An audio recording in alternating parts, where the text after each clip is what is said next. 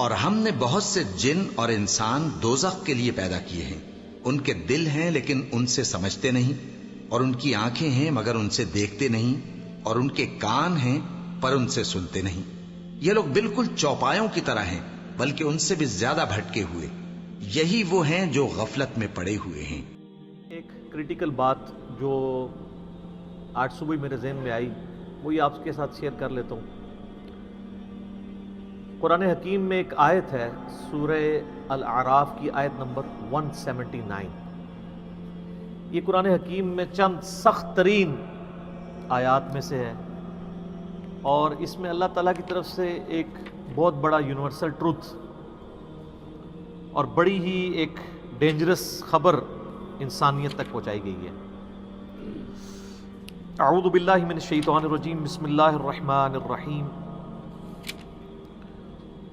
وَلَقَدْ ذَرَأْنَا لِجَهَنَّمَ كَثِيرًا مِنَ الْجِنِّ وَالْإِنسِ، اور بے شک جنوں اور انسانوں کی اکثریت ہم نے پیدا ہی دوزخ کے لیے کی ہے۔ اللہم اجرنا من النار، آمین۔ لیکن یہ اللہ نے کوئی ظلم نہیں کیا، بلکہ اللہ تبارک و تعالیٰ نے اس کی ریزن بھی بتائی ہے۔ یہ اللہ کا ایکسپرٹ اوپینین ہے کہ یہ جو انسانیت اور جنات یہاں پہ آباد ہوئے ہیں، ان میں سے الٹیمیٹلی اکثریت دوزخ میں ہی جائے گی، بڑے کم لوگ ہوں گے جو جنت میں جانے میں کامیاب ہوں گے۔ جو سورۃ العصر میں بھی آیا، والعصر ان الانسان لفی خسر، زمانہ گواہ ہے اس بات پہ کہ ساری انسانیت گھاٹے میں ہے، سوائے ان لوگوں کے جو ایمان لے آئے، نیک اعمال کیے اور نیکی کی تلقین کرتے رہے اور صبر کی تلقین کرتے رہے۔ اس کے علاوہ پوری کی پوری انسانیت گھاٹے میں۔ اور دیکھ لیں، زمانہ گواہ ہے کہ حضرت نوح علیہ السلام کے مخالفین تباہ و برباد کر دیے گئے، صرف 78 لوگ جو ہیں وہ کامیاب ہوئے۔ حضرت لوط علیہ السلام کی 2 بیٹیاں ان کے ساتھ بچائی گئیں، ان کی اپنی بیوی بھی اور پوری قوم تباہ کر دی گئی۔ پوری انسانیت گھاٹے میں چلتی آ رہی ہے، سوائے ان لوگوں کے کہ جو ایمان لے آئیں گے، نیک اعمال اختیار کریں گے اور حق بات کی تلقین کریں گے اور صبر کی۔ یہاں پہ سورہ الاعراف کی آیت نمبر 179 میں ہے کہ بے شک جنوں اور انسانوں کی اکثریت پیدا ہی دوزخ کے لیے ہوئی ہے۔ بولے اعوذ باللہ تعالی۔ لہم قلوب لا یفقہون بہا، ان کو ہم نے دل دیے تھے، عقل دی تھی، لیکن وہ اس سے سوچتے ہی نہیں ہیں۔ وَلَهُمْ أَعْيُنٌ لَا يُبْصِرُونَ بِهَا، ان کو ہم نے آنکھیں دی تھی لیکن آنکھوں سے دیکھنے کا سا دیکھنا نہیں دیکھتے، عبرت نہیں پکڑتے۔ وَلَهُمْ آذَانٌ لَا يَسْمَعُونَ بِهَا، اور ان کو ہم نے کان دیے تھے لیکن سننے والا سننا سنتے ہی نہیں ہیں۔ أُولَئِكَ كَالْأَنْعَامِ بَلْ هُمْ أَضَلُّ، ایسے لوگ چوپایوں کی مانند ہیں بلکہ ان سے بھی بدتر ہیں، جو اپنی عقل، آنکھیں اور کان استعمال کر کے حق بات تک پہنچنے کی کوشش نہیں کرتے۔ اولئک هم الغافلون، ایسے ہی لوگ ہیں جو اصل میں غافل ہیں۔ تو اللہ تعالیٰ نے یعنی اس میں ایک غیبی خبر دے دی ہے کہ الٹیمیٹلی یہ ہونے والا ہے۔ مطلب کیا کہ اب جس نے تیاری کرنی ہے وہ خود تیاری کر لے۔ اس کو میں ایک مثال سے سمجھاتا ہوں کہ اس وقت تقریباً یہاں پہ 80 کے قریب لوگ بیٹھے ہیں، اور میں یہ کہوں کہ میں ایک گولی چلاؤں گا، جس کو بھی لگ جائے، تو ہم میں سے کیا ہر شخص یہ سوچے گا کہ یار ایک ہی گولی ہے، 80 بندے ہیں، کسی اور کو ہی لگے گی، ضروری ہے مجھے ہی لگنی ہے؟ ایسا تو کوئی نہیں سوچے گا، سب دڑکی لگا دیں گے۔ لیکن آخرت کا معاملہ کیا ہے؟ بخاری اور مسلم دونوں کی حدیث ہے، متفق علیہ، کہ آدم علیہ السلام کو حکم ہوگا کہ جنتیوں اور دوزخیوں کو الگ کرو۔ حضرت آدم علیہ السلام پوچھیں گے کہ اے اللہ کتنے جنتی اور کتنے دوزخی؟ تو اللہ تعالیٰ فرمائے گا ہر 1000 میں 999 دوزخی اور صرف 1 جنتی۔ تو یہاں اگر 1000 بندہ اور میں کہوں ایک گولی چلے گی، ہر بندہ بھاگنے کی کوشش کرے گا، لیکن آخرت کے بارے میں یہ حال ہے کہ ہر ایک بندہ یہ امید لگائے ہوا ہے کہ وہ جو ایک بچے گا نا وہ میں ہوں گا۔ اور ادھر 1000 بندے کے اوپر ایک گولی چلائی جائے تو 1000 کا 1000 سوچے گا جو ایک پھڑکے گا وہ میں ہوں گا۔ بالکل 180 ڈگری سوچ ہے۔ یا اس کو یوں سمجھے کہ میں کہوں کہ ایک گولی چلاؤں گا، 999 بچ جائیں گے، ایک کوئی لگے گی، کوئی نہیں کہے گا یار 999 بچنے ہیں تو چلو ایک میں بھی ان میں بچنے والوں میں ہوں گا، کہے نا کدھر میں ہی نہ پھنس جاؤں۔ اور آخرت میں تو معاملہ بالکل الٹ ہے۔ بہت کریٹیکل ایشو ہے، انسان کو اپنی آخرت کی فکر کرنی چاہیے، اللہ کو سیریس لینا چاہیے. جو لوگ دنیا میں اللہ کو سیریس لیتے ہیں وہی اپنی اصلاح کر لیتے ہیں، ورنہ اللہ تو بے پرواہ ہے. یقین کریں پوری کی پوری انسانیت دوزخ میں چلی جائے اللہ کو کوئی پرواہ نہیں ہے، پوری کی پوری انسانیت جنت میں چلی جائے اللہ کو کوئی پرواہ نہیں ہے. اور یہ جو اکثر لوگ مثالیں دیتے ہیں کہ جی دیکھیں کوئی ماں اپنے بچے کو کیسے دوزخ میں پھینک سکتی ہے، تو اللہ تعالیٰ تو ماں سے بھی بڑھ کے محبت کرتا ہے، وہ کیسے پھینکے گا؟ بھائی اس لیے پھینکے گا کہ اللہ تعالیٰ کے وہ احساسات نہیں ہیں جو ایک ماں کے ہوتے ہیں. ماں تو اپنی نفسانی خواہش یا محبت کی وجہ سے مغلوب ہو جاتی ہے، لیکن اللہ مغلوب نہیں ہوتا. اللہ تعالیٰ کیا فرعون سے اس کی ماں سے بڑھ کے محبت کرتا ہے جو اس کا باغی ہے؟ یہ محبت تو ان لوگوں کے لیے جو اس کے تابع فرمان ہو. جو اللہ کے دشمن ہیں ان کے بارے میں تو اللہ تعالیٰ فرماتا ہے انا من المجرمین منتقمون، ہم مجرموں سے انتقام لے کے چھوڑیں گے. ان کے لیے یہ معاملہ نہیں ہے.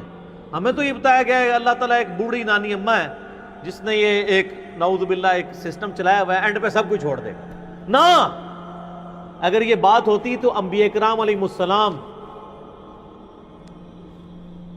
کی تعلیمات اس طرح کی نہ ہوتی کہ لوگ جو ہے وہ کیجول زندگی گزارنا شروع کرتے ہیں. بڑی سٹرکٹ تعلیمات ہیں. جامعہ ترمذی میں حدیث ہے کہ سیدنا عثمان غنی رضی اللہ تعالیٰ عنہ علیہ السلام کے بارے میں آتا ہے کہ وہ جب کبھی قبرستان جاتے تو اتنا روتے کہ ان کی داڑھی آنسوؤں سے تر ہو جاتی. تو اصحاب پوچھتے کہ آپ کے سامنے جب جہنم کا ذکر ہوتا ہے آپ پہ اتنی خشیت طاری نہیں ہوتی، لیکن قبرستان میں قبر کے سامنے یہ معاملات آپ کے ساتھ کیوں ہوتے ہیں؟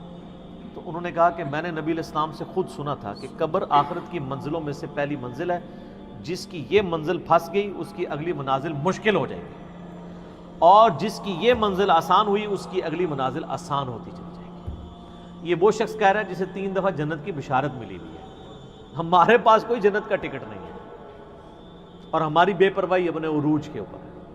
اسی کو پنجابی میں کہا جاتا ہے نا، عقل نہ ہوئے تے موجیں ہی موجاں، عقل ہوئے تے سوچیں ہی سوچاں. جسے عقل نہیں ہوگی وہ موجیں مارے گا کیونکہ اسے پتہ نہیں ہے نا، لیکن جسے عقل ہوگی وہ سوچے گا کہ یار یہ معاملہ تو بڑا خطرناک ہو جائے گا. صحیح بخاری میں حدیث ہے، نبی علیہ السلام نے فرمایا آپ ایک جگہ سے گزرے، کچھ اصحاب آپس میں یعنی ہنسی مذاق کرتے ہوئے ہنس رہے تھے، تو آپ کھڑے ہو گئے. آپ نے فرمایا جو کچھ میں جانتا ہوں نا اگر تم جان لیتے تو بہت کم ہنستے، زیادہ رویا کرتے. بہت سیریس کیس ہونے والا. صحیح مسلم میں حدیث ہے، آپ علیہ السلام فرمایا میں نے ارادہ کیا کہ میں اللہ سے دعا کروں کہ تمہیں عذاب قبر سنوا دے. دکھانے والی تو کہانی ختم سر، سنوا دے. لیکن مجھے ڈر ہوا کہ اگر تم نے عذاب قبر سن لیا تم اپنے مردوں کو دفنا نہیں چھوڑ دو گے، ایسی خشیت تم پہ طاری ہو جائے گی. لیکن یہ اللہ تعالیٰ نے سب کچھ پردے میں رکھا ہوا ہے سر. صحیح بخاری میں حدیث ہے کہ میت جو ہے وہ چارپائی پہ کلام کرتی ہے. نیک میت کہتی ہے مجھے جلدی جلدی میری جگہ کی طرف لے چلو، اور جو بری میت ہے وہ چیخو پکار کرتی ہے کہ مجھے کہاں لے کر جا رہے ہو.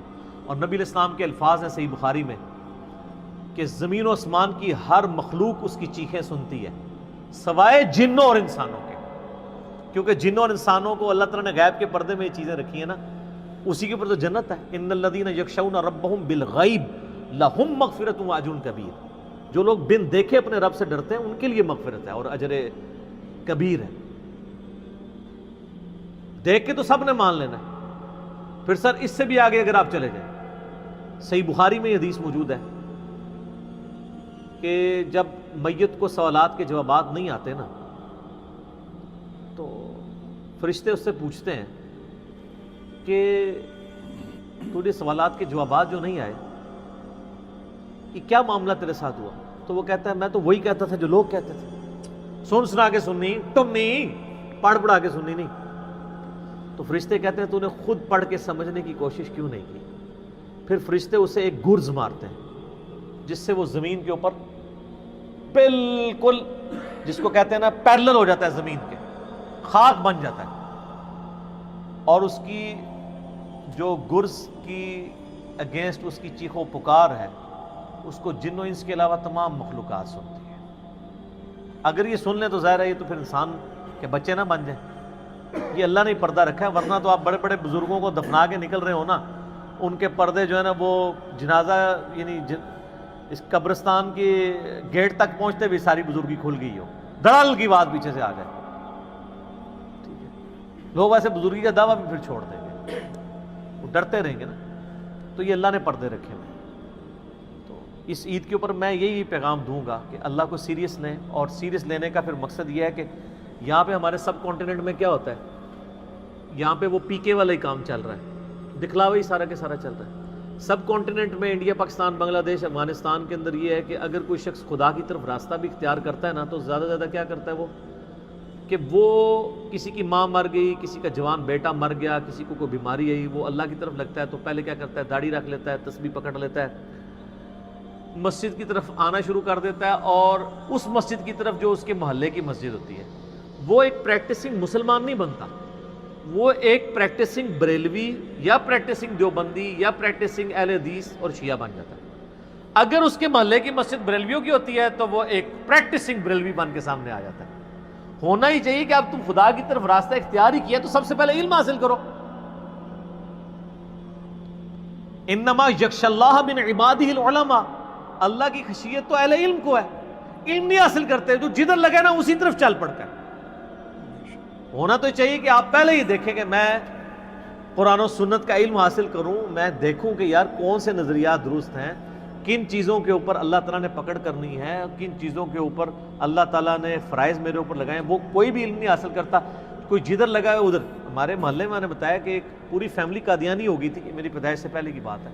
صرف ان کے گھر اولاد نہیں ہوتی تھی, بچی پیدا ہوئی, وہ والد پہلی دفعہ گیا مسجد میں, وہ قادیانیوں کی عبادت گاہ تھی, وہ قادیانی ہو گیا, پوری نسل ان کی قادیانی ہے. یہ ہماری ٹوٹل تحقیقات ہے. ہمارے سب کانٹیننٹ کے معاشرے میں لوگ پریکٹسنگ اپنے فرقوں کے بنتے ہیں, علم حاصل نہیں کرتے. یہی وجہ ہے کہ پوری زندگی کبھی یہ نوبت ہی نہیں آتی کہ میں دیکھوں. حالانکہ دنیاوی معاملات کے اندر سب سے پہلے لوگ, کسی نے مکان بھی بنانا ہے نا, وہ کئی ٹھیکیداروں سے مشورہ کرتا ہے, کئی مٹیریل والوں کو ملتا ہے. کہ کیا ہوتا ہے کہ وہ صبح مکان شروع کرا دیتا ہے, پوری فیزیبلٹی بناتا ہے, پوری پلاننگ کرتا ہے. لیکن ایک دین کے اوپر چلنا ہے جس کے لیے کوئی پلاننگ نہیں, کوئی فیزیبلٹی نہیں, جو جدھر لگا وہ لگ جاتا ہے. اس وجہ سے پوری زندگی لوگ نماز پڑھتے رہتے ہیں, ان کو یہ نہیں پتہ چلتا کہ نماز کا سنت طریقہ کیا ہے, اس کے اندر کیا کچھ پڑھنا ہے, اس کے کیا مسائل ہیں. کتنے شادی شدہ لوگ ملتے ہیں, بچے بھی جوان ہو چکے ہیں, ان کو غسل کا طریقہ ہی نہیں آتا. علم بنیادی چیز ہے, اس کے اوپر بنیاد رکھیں, اس کے بعد جو ہے وہ آخرت کی طرف آپ کی رہنمائی ہوگی. لیکن علم کے بغیر کچھ بھی نہیں ہوگا. اس لیے میں یعنی اس عید کے موقع پر ریکویسٹ کروں گا, جہاں تک بھی ہماری بات پہنچتی ہے, کہ یہ سچائی کا پیغام سب سے پہلے اپنے اوپر لاگو کریں, پھر جاگو اور جگاؤ کی مہم شروع کریں. انسانیت کو بتائیں کہ کتنی بڑی مشکل میں وہ پھنسنے والے ہیں, کتنا بڑا معاملہ ان کے ساتھ ہونے والا ہے. اور یہ اتنا بڑا معاملہ ہے کہ یہ تو چوکوں پہ کھڑے ہو کے اور بڑی بڑی بلڈنگز کی چھتوں پہ کھڑے ہو کے اسپیکر فٹ کر کے لوگوں کو یہ بتانے کی ضرورت ہے. وَلَقَدْ ذَرَأْنَا لِجَهَنَّمَ كَثِيرًا مِّنَ الْجِنِّ وَالْإِنسِ, بے شک جنوں اور انسانوں کی اکثریت دوزخ کے لیے پیدا ہوئی ہے, تو بچ جاؤ. ہماری حالت ویسے یہ ہے کہ ہم تو ایک بلی کو بھی آگ میں گرتا ہوا برداشت نہیں کر سکتے, لیکن ہم یہ راگنی الاپ رہے کہ انسانیت نے دوزخ میں گرنا ہے اگر انہوں نے اللہ تعالیٰ کو سیریس نہ لیا اپنی زندگی کے اندر. تو یہی پیغام ہے جی, کہ لوگوں کو یہ آیت سنائیں, خود بھی آخرت کی فکر کریں, لوگوں کی بھی آخرت کی فکر کریں, اور علم کی بنیاد پہ, تاکہ عقائد کی بھی اصلاح ہو اور اعمال کی اصلاح.